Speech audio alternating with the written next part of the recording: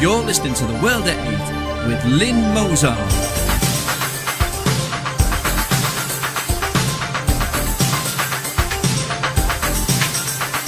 The World at 8, the number one in nationalist news. Highlights of the news today, Wednesday, 2nd of July 2014. Helston heroine Ingrid Loyo-Kennett detained under Mental Health Act after racist abuse allegation. Wiltshire, convicted sex offender on the run. When they do catch them, they can't keep them. Baroness Ashton's EU diplomatic service inadequate and beset with problems. At least 100 Danes have fought in Syria. Sicily, 30 suffocate on migrant boat. Leaders at African summit vote to have immunity from war crimes and genocide prosecution. Sudan demolishes church in latest persecution of Christians. Thought for the day, I find it very odd indeed. And finally, a courtroom drama.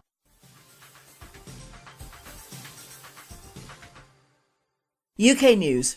Helston heroine Ingrid Loyo-Kennett detained under Mental Health Act after racist abuse allegation. Helston heroine Ingrid Loyo-Kennett was detained under the Mental Health Act on Monday after police were concerned for her safety. She'd been questioned by officers about allegedly making abusive and racist comments to a black member of staff at Tesco's Helston. Miss Loyo-Kennett, who is half Scottish, half French, allegedly told a pharmacist that he should not be allowed in England and should be working in Nigeria. Now it's alleged that she fell out with neighbours about the building of a new children's playground next to her home in Bulwark Road. A police spokeswoman said police were called into the Bulwark estate at around lunchtime on Monday over concerns for the welfare of a woman. Following the incident, a 49-year-old woman from Helston has been detained under the Mental Health Act to the Royal Cornwall Hospital and released into the care of the NHS.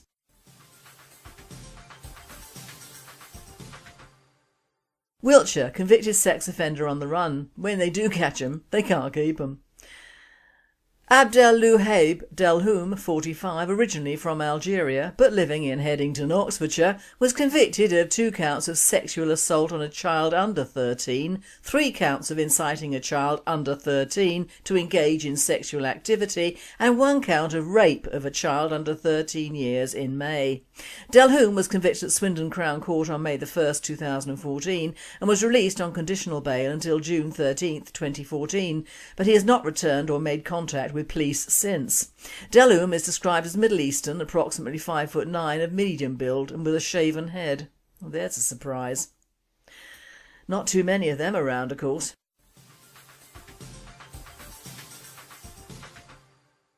European news. Baroness Ashton's EU diplomatic service inadequate and beset with problems. European Union auditors have highlighted continuing weaknesses in Europe's diplomatic service and problems with Baroness Ashton's track record in the post of High Representative of Foreign Affairs.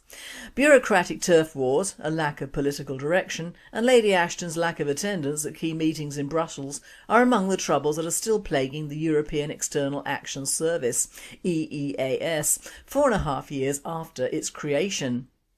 The European Court of Auditors has found fundamental flaws in how the EEAS and its 140 delegations across the world operate on an annual budget of over £632 million, which is equivalent to €789 million, at a time when the Foreign and Commonwealth Office faces spending cuts. Most of the flaws identified in the running of the EEAS and the role played by Lady Ashton as the EU's foreign minister result from the Lisbon Treaty in 2009 and its botched implementation by national governments and squabbling Brussels institutions. Lady Ashton will be entitled to £400,000 at the taxpayers' expense over 3 years for doing nothing, after finishing her 5-year term as the EU's foreign minister at the end of 2014. Nice job if you can get it.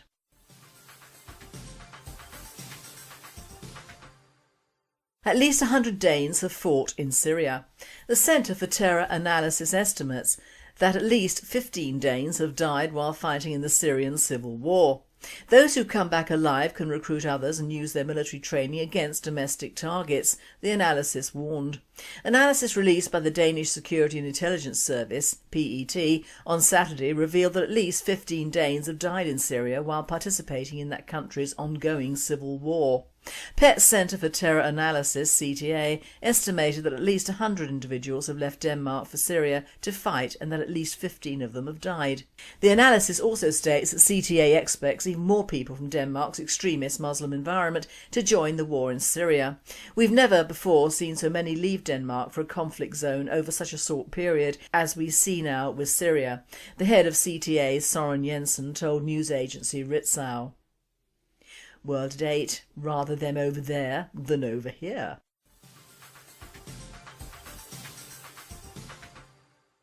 "30 migrants suffocated in a boat." Reported in the Daily Mail, 30 migrants suffocated in the boat holding 600 migrants off the coast of Italy last Sunday. The boat was intercepted between the North African coast and Sicily, and rescuers discovered the bodies in a crammed compartment below deck. The Navy then towed the boat to Polazzo in southern Sicily. More than 60,000 asylum seekers have landed so far on those shores this year, and we're only halfway through this year, and over 5,000 were saved by the Merchant Navy over the last weekend. World at 8. A far cry from the boatload of Muslims turned away by the Australian Navy last week, who retaliated by shouting, and I quote, excuse the language, "Fuck Australia and remember 9/11. We have reason to do this again. It is all your fault." Now, although I would be tempted to turn the boat over as well, I find this lack of manners despicable. It shows the mindset of the average so-called asylum seeker. They seem to think that they should be welcomed on any shore and given homes and money. Call me stupid, but if I went on a boat to Africa or Saudi to make a new life for myself, I can tell you exactly what would happen. I would be shot. Why don't these Muslims, especially from North Africa, go nearer home, perhaps Egypt or Saudi? Don't they like living with their own kind?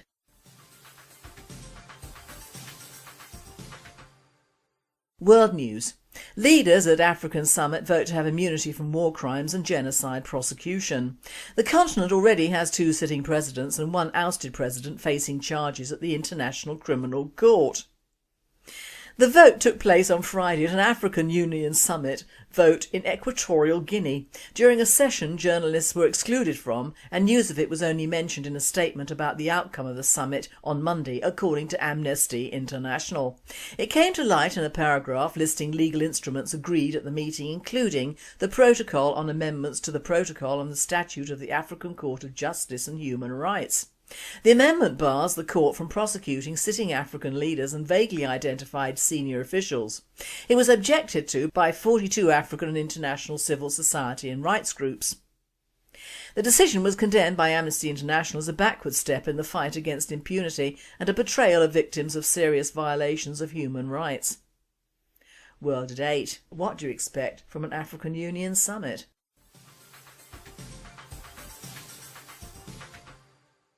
Sudan demolishes church in latest persecution of Christians.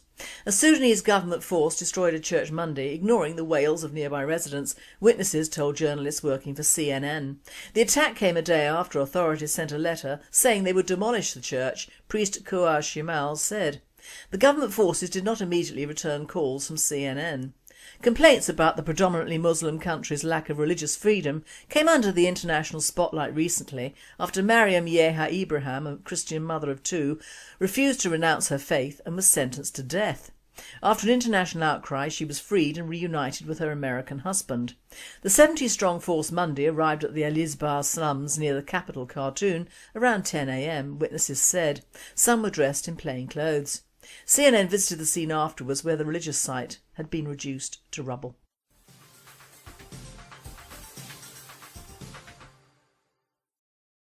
Thought for the day. I find it very odd indeed.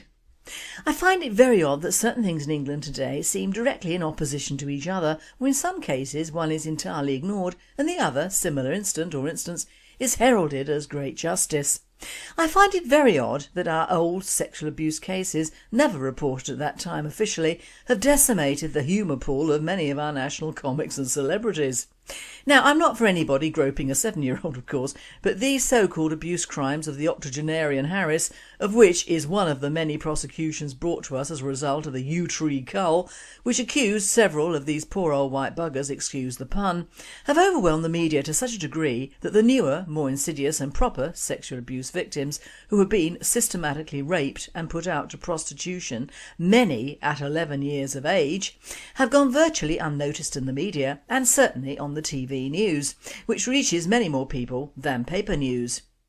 Now, I'm not including Saville here as he's dead and unable to defend himself at all, so we will never know, apart from the usual plethora of mature victims, what he got up to, but anyone in show business at that time is of course affected by his toxic in death reputation.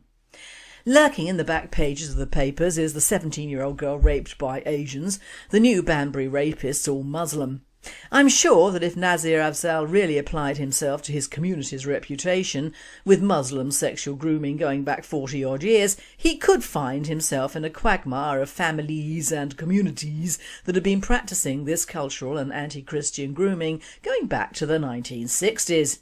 And just how much money could be gleaned from these people whose fathers, uncles, sons and brothers have been doing deeds much worse and more hidden than even Saville is guilty of, is worth thinking about. But this is one thought which will not cross Afzal's mind, as he's hell-bent on getting the old white guys who made us laugh. These court cases also, of course, detract the blurb's eyes away from the real problems at hand in this country. The problem, the unnatural rise of Islam, ably helped by the media, and the Coudenhove-Kalergi plan. Now, I'm not saying that Harris didn't perform some rather nasty acts on what seemed to be willing girls at the time, but it boils down to one person's word against another, and these accused men have the media, in all its hypocritical glory, firmly against them. In fact, the newscasters, mainly ethnic, have verged on the hysterical and done the Sisters Act when reporting this case in particular. But if a Muslim sexual grooming case comes up, it is very subdued method of reporting this, and you can bet one night is all it takes up on the screen or the papers. A very different kettle of fish for what is in fact a worse crime. Why? There is no financial benefit at the end for these poor girls or their families, and one law should be applied for all in all cases. Why differentiate between white and non-white abusers financially? There are thousands of unreported rapes and abductions which never see the light of day, and if anything to do with Afzal, they will not see the light of day. This guy is a one-man homing beacon for old white guys with money who are all, or many of them, well past acting out their fantasies except in memory. They are all, for the most part, wealthy and all sitting ducks and answerable in full, apparently, for the 60s, 70s and 80s pop mania and distinct lack of moral codes from our teenagers during and since those years. Now, I'm not including Cyril Smith either, as he was well known at that time to be what he was, a real acting paedophile of the homosexual variety, a music hall joke of a man who was distinctly dangerous to underage children. Everyone, bar the media, knew about Cyril, and even they did, but dare not publish, and everyone knows that underage male children do not benefit financially years after from their terrible ordeals. So Afzal, courts, lawyers and victims need not apply to that particular honeypot. Now, during the 60s I was married and pregnant and unmarried, so didn't have the time or inclination to rush around trying to get famous or laid by someone famous, but when I did I managed that quite quietly by myself. But the atmosphere of the 60s was hedonistic, especially around our once great capital city and anywhere where the famous went on TV or relaxed. If anyone remembers back to the dark ages of the 50s with its standards, morals and much healthier approach to marriage etc., the 60s suddenly went mad and all the young blurbs went around like American college kids didn't. But their films did. Everyone was at it, the pill was de rigueur and so was sex, from whichever source you wanted. And it was the birthplace of the celebrity culture and the pop culture and the comedian culture as well. Everyone who was anyone wanted to know or be groped by whatever by a celeb. Footballers were little boys who played in the streets, thankfully not near me. So you have a rush of feel-good money, new comedians and celebs on the block, the TV going full tilt promoting these guys, and a very wide range of youngsters and would-be dancers all wanting to get promoted by the casting couch, and to deny that is at least what 90% were at is sheer hypocrisy. The UK during those times and even up to the 80s has always had a lax moral garden for the guy who needed to grope to get by. Anyone working in this environment just put up and shut up. It was always stopped short of real nastiness, well in my case it did, always a joke, and it was just part of our culture. So if it was thus in the work arena, just imagine what it was like for the entertainers. I'm not excusing their bad manners, bad morals or bad judgment, but imagine a normal young man, more money than he's ever had, more girls or guys, whatever, and all available to him. It sounds like a Muslim terrorist gone to heaven, doesn't it? You would think Afzal would be more understanding, wouldn't you? Since the entire Muslim culture seems to exist on the bodies of women and girls, if they're not performing a jihad somewhere, the fact it is our women and girls makes no difference at all. So back to the days of wine and roses and very loose morals from the girls as well. I don't imagine that any of these now very mature women were exactly backward in coming forward for their favourite fellas, do you? Or to get their name in lights, and I'm surprised to see that many of their lives have been ruined by a short quick whatever against a wall or in a cupboard, or simply a bit of a grope. I dare say for a large amount of money many more of these traumatised women will want to supplement their old age pensions with a bit of mullah got from a memory 40 years ago, and which even in law means it is one word against the other, as I didn't see any witnesses to these heinous acts, did you? Also, memory and lawyers are a ghastly combination for someone of lax morals and even worse sexual tendencies from eons ago and who has a bit of money. To me personally, there is a vast amount of difference between a slap on the bum or a crafty feel of one's boob to actual rape, multiple rape, abduction and forced prostitution. Maybe I'm odd, but there it is. Women's rights may be sacred, but if you put yourself in the position of opening a door to a new life and fame, make sure it opens and shuts. Don't open that door 40 years on and get more money from it than you did when the so-called original crime was perpetrated or not. These women have got justice, if that is what they wanted, in the form of an 84-year-old man going to prison for groping or worse, a 14-year-old girl with whom he later, when she was 18, had an affair with, which smacks of collusion to me. He must have had some encouragement, mustn't he? I wonder just how far the legal teams of these greedy cows are pushing for Rolf's millions. It's all money, my friends, all money, and anti-white racism rolled into one lovely, lovely ball. You note it is only the rich abusers who have been sentenced, which could allow the courts to seize assets. The less well-off accused have been let off. Even in poor old Glitter's case, he'd paid the Thai girl's parents money to marry her, and let's face it, the Thais would sell their own grandmothers for money, let alone their daughters and sons. I don't stand up for rapists who rape little children of either sex, and I mean little children. Although still young in Western eyes, up to 11 to me means a child is a child and sacrosanct, you do not touch. But in many foreign cultures, and I mean the Thais and many more, 12 is an age when a girl can be married, and indeed our Muslim populations are carrying out those marriages even now, even if they go to Pakistan or Saudi to do it. So age is a consideration, and when our Muslim abusers are multi-raping girls of 11 and putting them out to sell themselves, it makes a grope many years ago look a little bit harmless, doesn't it? I find it odd that our sense of perspective is rather warped on paedophilia. We encourage the age of consent for homosexual activity to be brought down. We want the month that we can abort brought forward. We call any form of sexual activity with a teenager paedophilia, when in fact, although under 18, it really isn't, and crucify old white guys when I doubt whether the females involved were just standing there or sitting there playing tiddlywinks. All rather hypocritical, isn't it? I also find odd, off topic, that there was a programme on the TV called The Rise of the Super Rats, which sounds to me like the rise of the far right, which didn't even mention the rise of the super immigrant who lives in many of these places that have suddenly acquired large rats. Why would that be? Could it be they live like rats and attract rats, and like rats are increasing their numbers? I'm not saying that many of our white trash do not live worse than rats, of course many do, but if you live in a hovel, keep it like a hovel, don't wash up, don't clean and don't improve your property or rented property, don't blame the rats for coming to stay. As they say in the Bible, each shall seek his own kind, but I happen to like rats, but not immigrants much. But what I find most perverse is the way in which the media declines to mention, when doing programmes or articles, the fact that immigration has altered our entire way of living and seeing what is in front of our face. And that is not a good thing, even for the blurbs. When an immigrant takes hold of our judicial systems, as in the case of Afzal, then be afraid, be very afraid. And don't pat my bum, matey, I could come back to you for lots of money for my trauma. Well, at my age I couldn't, but what the hell.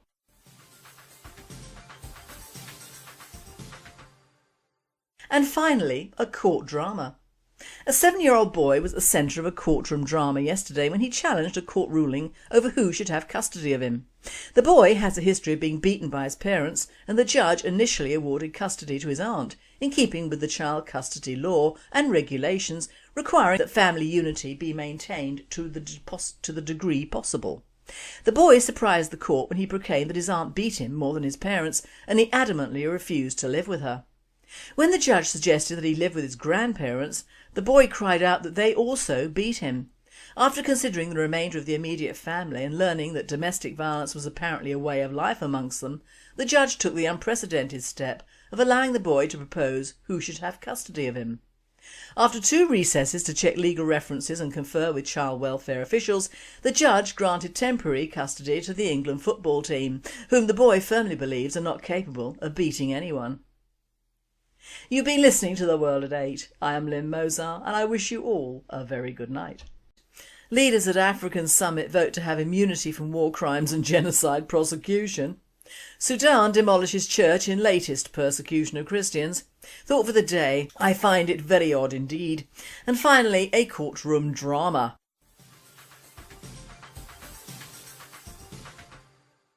UK News. Helston heroine Ingrid Loyo-Kennett detained under Mental Health Act after racist abuse allegation.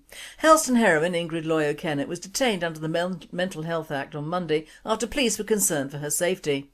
She'd been questioned by officers about allegedly making abusive and racist comments to a black member of staff at Tesco's Helston. Miss Loyo-Kennett, who is half Scottish, half French, allegedly told a pharmacist that he should not be allowed in England and should be working in Nigeria. Now it's alleged that she fell out with neighbours about the building of a new children's playground next to her home in Bulwark Road. A police spokeswoman said police were called into the Bulwark estate at around lunchtime on Monday over concerns for the welfare of a woman.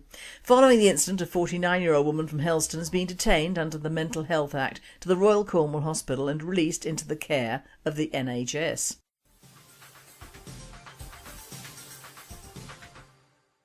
Wiltshire, convicted sex offender on the run. When they do catch him, they can't keep him.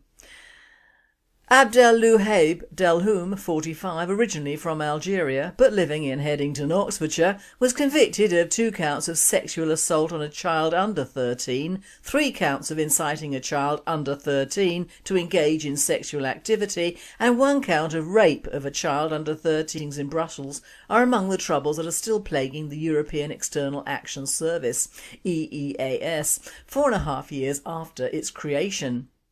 The European Court of Auditors has found fundamental flaws in how the EEAS and its 140 delegations across the world operate on an annual budget of over £632 million, which is equivalent to €789 million, at a time when the Foreign and Commonwealth Office faces spending cuts. Most of the flaws identified in the running of the EEAS and the role played by Lady Ashton as the EU's foreign minister result from the Lisbon Treaty in 2009 and its botched implementation by national governments and squabbling Brussels institutions. Lady Ashton will be entitled to 413 years in May. Delhoum was convicted at Swindon Crown Court on May 1, 2014 and was released on conditional bail until June 13, 2014, but he has not returned or made contact with police since. Delhoum is described as Middle Eastern, approximately 5'9", of medium build and with a shaven head. Well, there's a surprise. Not too many of them around, of course.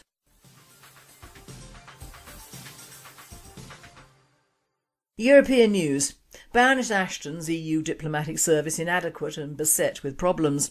European Union auditors have highlighted continuing weaknesses in Europe's diplomatic service and problems with Baroness Ashton's track record in the post of High Representative of Foreign Affairs.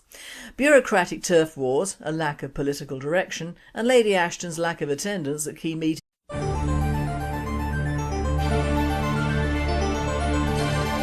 You're listening to The World at 8 with Lynn Mozart.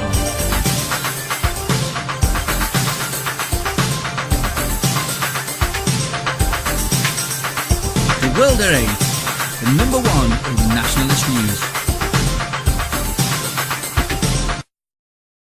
Highlights of the news today, Wednesday, 2nd of July 2014. Helston heroine Ingrid Loyo-Kennett detained under Mental Health Act after racist abuse allegation. Wiltshire, convicted sex offender on the run. When they do catch him, they can't keep him.